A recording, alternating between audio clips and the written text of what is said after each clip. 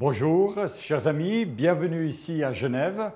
Nous avons la joie de vous recevoir dans cette exposition.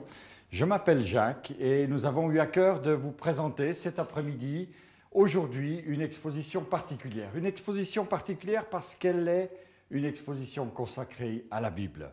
La Bible qui est la parole de Dieu, mais qui est aussi la source de toute une culture. Nous sommes dans une culture judéo-chrétienne et il faut connaître nos origines. Nous avons, par exemple, ici, dans cette salle, des Bibles, des manuscrits qui ont 400 ans d'âge, 450 ans d'âge. Et c'est un privilège que de vous pouvoir les présenter dans leur forme originale. Nous avons spécialement ici la plus ancienne, qui est une Bible de 1558, une Bible en latin, avec un texte merveilleux, écrit avec une encre et sur du papier qui retiennent notre attention. Dans la marge, nous découvrons toutes sortes de petits commentaires qui ont été ajoutés. Mais cette Bible était en latin. Et pour la rendre plus disponible pour les lecteurs, eh bien, elle a été traduite. Et ici, nous avons la Bible des docteurs de Louvain, en français. Le français initial. Vous voyez qu'elle porte des marques de feu.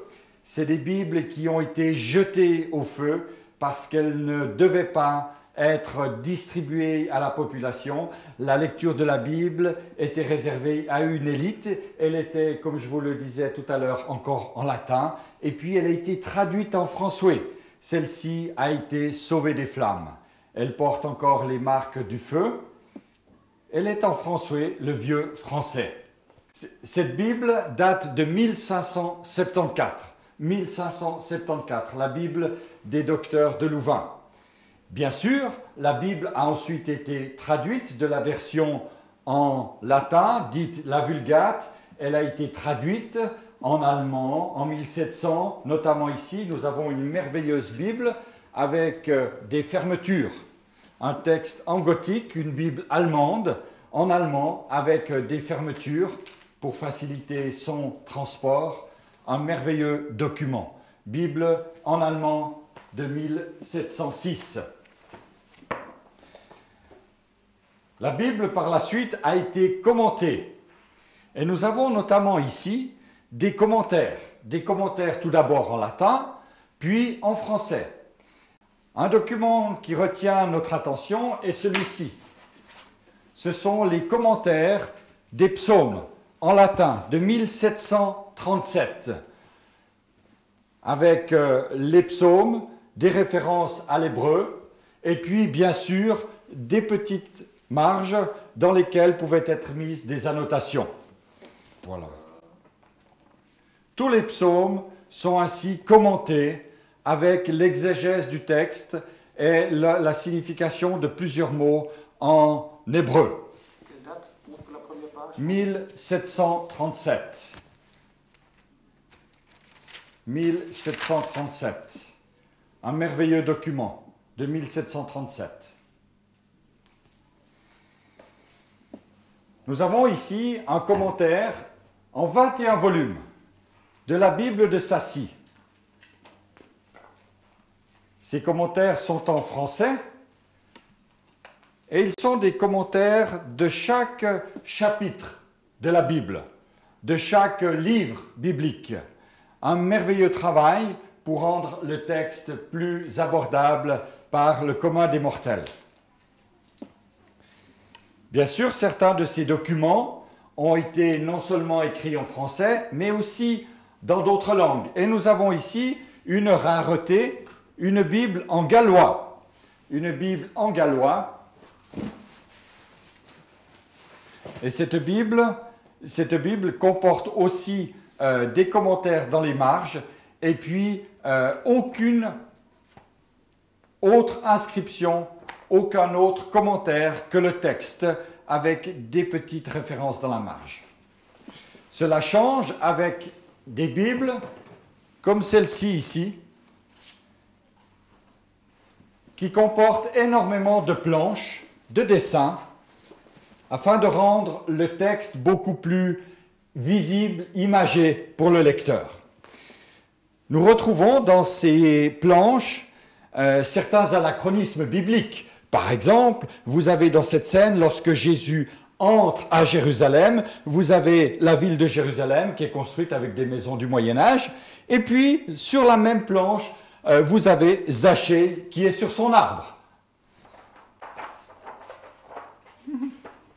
Nous avons ici les vendeurs que Jésus va chasser du temple.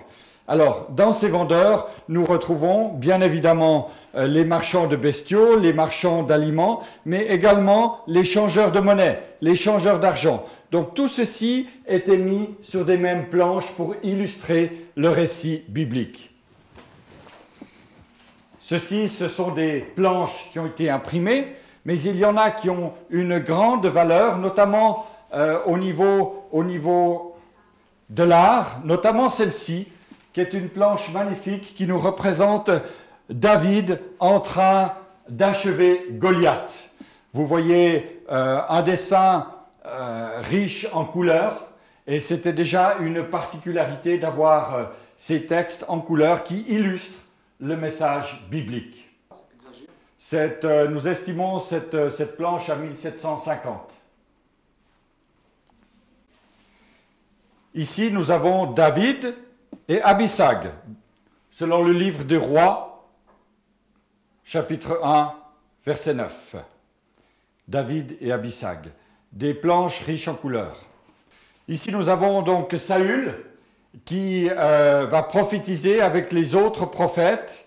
On se souvient de ce texte dans le livre des Rois, le premier livre des Rois, au chapitre 10. Il y a donc toute l'expression du prophète qui est retransmise dans ce dessin, alors qu'il reçoit les pensées de Dieu. Nous avons ici, tout de suite après, le Saül qui va offrir un sacrifice, le sacrifice de bœuf, toujours dans le livre des Rois, au chapitre 11, un sacrifice sanglant pour plaire à son Dieu. Avant l'invention de l'imprimerie, en 1450, il fallait donc écrire la Bible sur des papiers velins. Vous avez ici une copie d'un de ces papiers velins, un papier qui comportait une page de l'écriture. Il faut dire qu'il y a 700 ans, le papier velin était fait à partir de peaux de vache et de moutons, et que pour l'écriture d'une Bible complète, il fallait un troupeau entier de moutons. Cette Bible est la plus grande de toutes les Bibles de l'époque. Elle est écrite en caractère gothique, et sur les marges, vous voyez de petites annotations. C'était le correcteur qui avait fait des remarques et qui authentifiait ainsi le travail de correction de la Bible.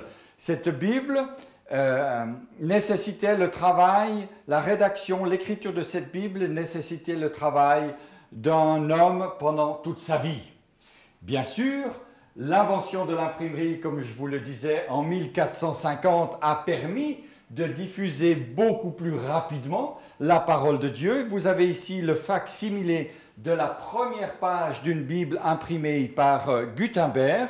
Nous y voyons le texte écrit en gothique avec des imprimeries et sur les côtés des dessins qui relèvent, qui donnent un caractère artistique à la diffusion de la Bible. Ces dessins sont faits à la main. Le texte a été imprimé sur les presses de Gutenberg. La diffusion de la Bible a également donné tout un essor aux artistes, et nous avons par exemple ici une magnifique Bible avec des dessins de Gustave Doré. Énormément de planches, énormément d'enjolivures sur chaque page, des dessins qui nous rappellent l'œuvre de Christ et dans le Nouveau Testament et les histoires que nous aimons lire de l'Ancien Testament, les histoires du peuple d'Israël. Vous avez par exemple ici le martyre du vieillard Éléazar, un texte que nous trouvons dans le livre du prophète Jérémie. Si nous tournons quelques pages, avec joie, nous découvrons par exemple que Jonatas détruit le temple de Dagon, une œuvre riche par tous ces personnages, par toutes les représentations qu'il évoque et également par la richesse architecturale du temple. Si nous allons plus loin, nous tournons ces pages, nous pouvons trouver par exemple ici le couronnement d'Épinès, dans le livre de Luc. Bien sûr que la Bible a suscité également toutes sortes de commentaires, non seulement pour des artistes qui ont dessiné, mais également pour des gens qui ont raconté le texte biblique. Et nous avons ici une particularité, c'est la Bible de l'abbé Cruchet, Histoire de la Bible de l'abbé Cruchet en 1892. Alors l'abbé Cruchet a non seulement repris les textes bibliques, mais il les a racontés en mettant toutes sortes de détails dans ses récits, des détails qui ne sont évidemment pas de source scripturaire. C'est un livre intéressant à lire. Alors ici, j'aimerais vous montrer, pour terminer cette première partie, une des particularités de ce livre, s'il s'agit d'un bréviaire romain, donc d'un livre de prière qui est écrit à la fois en français et sur la même partie, dans la même partie en latin. On a donc la traduction en français et en latin des prières. Il s'agit donc d'un bréviaire latin. L'exposition va donc continuer et j'aimerais vous inviter à découvrir d'autres merveilles de traduction, d'autres merveilles de rédaction de ce texte biblique. Voilà, nous avons ici dans cette partie de l'exposition quelques panneaux qui nous retracent l'origine de la Bible, la manière dont elle a été écrite, le support sur lequel elle a été écrite. Et si on peut regarder la première partie ici, on découvre que les premiers documents ont été écrits sur des tablettes d'argile qui sont venues par la suite amenées à être remplacées par des tablettes de pierre, puis sur le cuir d'animaux qui étaient traités pour y inscrire les textes bibliques. Par la suite, on a écrit le texte sur des papyrus et finalement, on est arrivé à des parchemins. Le parchemin qui tire son nom de la ville de Pergame, une ville qui a élaboré toute une manière de fabriquer le parchemin, comme pour le cuir, à partir de peaux de bêtes, de vaches, d'antilopes et surtout de moutons. On raclait les poils, on blanchissait ces peaux et ensuite on écrivait le texte, évidemment, en hébreu, sur ces supports. Par la suite est venu le papier velin, une qualité supérieure qui a permis de diffuser plus largement le texte biblique et finalement l'arrivée du papier, puis les microfilms, puis les CD et finalement aujourd'hui les Bibles audio. Nous avons ici quelques particularités. On peut citer par exemple les tables de la loi qui ont été données à Moïse. Et l'écriture qui est ici, évidemment, est une écriture constituée de consonnes hébraïques. Il y en a 22 dans l'alphabet. Et parfois, ces problèmes de texte créent des difficultés d'interprétation. Donc la Bible est composée de 66 livres. Ces 66 livres sont groupés dans deux parties, 39 livres dans l'Ancien Testament et le reste dans le Nouveau Testament. Une des découvertes récentes de 1947 a permis d'authentifier énormément de manuscrits qui ont été découverts dans les grottes de Qumran. Ces manuscrits ont été découverts par des Bédouins qui, selon la tradition, avaient perdu un de leurs agneaux, une de leurs brebis, et ils ont trouvé dans des jarres des manuscrits, des rouleaux gravés qui vont authentifier le texte biblique des origines. La datation de ces rouleaux est à peu près à 100 ans avant Jésus-Christ. Alors nous avons désiré organiser cette exposition non seulement pour donner un aperçu de la culture biblique, mais également pour montrer que la diffusion de la Bible a non seulement été un moteur pour la croissance de l'Église, mais également un moteur pour la connaissance. Puisque lorsqu'on a traduit des Bibles, on a dû inventer des alphabets, on a dû inventer des écritures, on a dû inventer des syllabaires, ce qui a permis à des populations d'avoir accès à la langue écrite et parlée. C'est un succès, votre exposition? Ah oui, l'exposition ici est un succès parce qu'elle a permis de grouper plusieurs personnes autour de ces livres bibliques. On a eu beaucoup de visiteurs et pour cela, nous considérons qu'elle est un succès. En effet, dans le cadre de cette exposition, nous avons pensé important d'avoir un regard qui nous serait apporté par le grand rabbin de Genève, le grand rabbin d'Ayan, qui nous fait l'honneur de sa présence, le regard de nos pères sur l'histoire de la Bible. Et ce regard, pour nous, est très très important puisque le peuple juif est à l'origine de notre vie chrétienne. Parce que, en tant que chrétiens, en tant que croyants, nous ne faisons pas de différence entre l'Ancien et le Nouveau, entre le Premier Testament et le Deuxième Testament. Pour nous, ils forment un tout, c'est la parole de Dieu.